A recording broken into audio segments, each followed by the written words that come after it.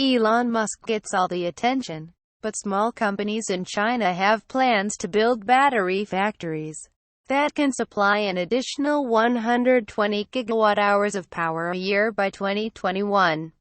By comparison, Musk's Tesla plant in Nevada will have the capacity to make 35 gigawatt-hours of battery cells annually. When finished in 2018, the Chinese factories will make enough juice to supply batteries for around 13.7 million Toyota Prius plug-in hybrids per year, according to Bloomberg New Energy Finance. Demand for these batteries is going gangbusters thanks to electric vehicles and energy storage systems. China's market share for lithium-ion battery production is expected to grow to 65% from 55% by 2021.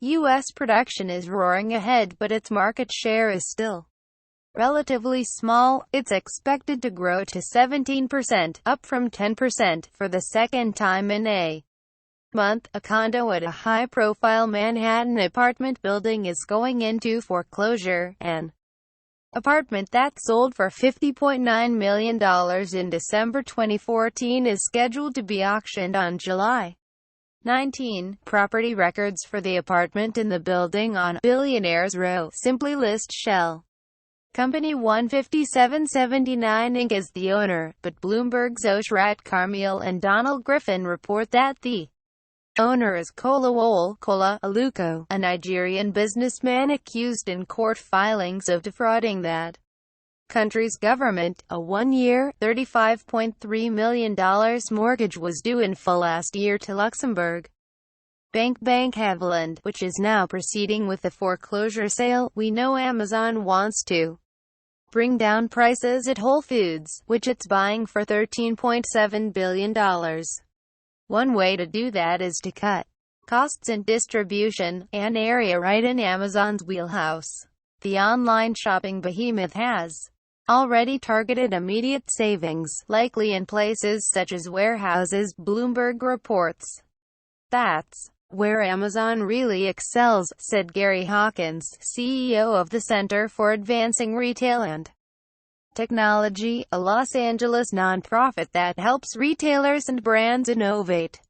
In Amazon's warehouses around the country, thousands of robots have been moving books and other products for years now. The challenge will be how they can handle delicate items such as strawberries or avocados. They're big, they're impressive, and they're super expensive. But Bloomberg's Justin Bachman reports that the U.S. Navy's aircraft carriers could be unnecessary, thanks to new technology. Missiles like those under development by China and Russia will have a long range and force carriers to stay farther out in the water. Meanwhile, the strike range from carriers has decreased. Some experts recommend that the Navy pivot to using more unmanned aircraft and submarines.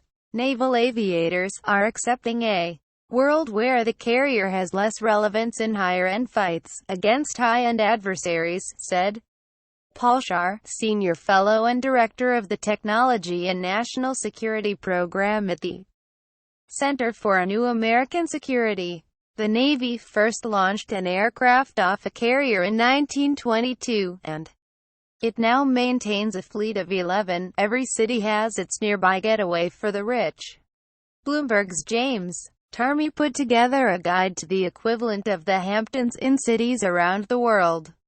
They have to be very high-end but very low-key, said Michaela Kessler, a real estate broker with Douglas Elliman. Easy access by car or plane or helicopter is key, as are high real estate prices with staying power. Curious? Here's a sampling of cities and their very own Hamptons.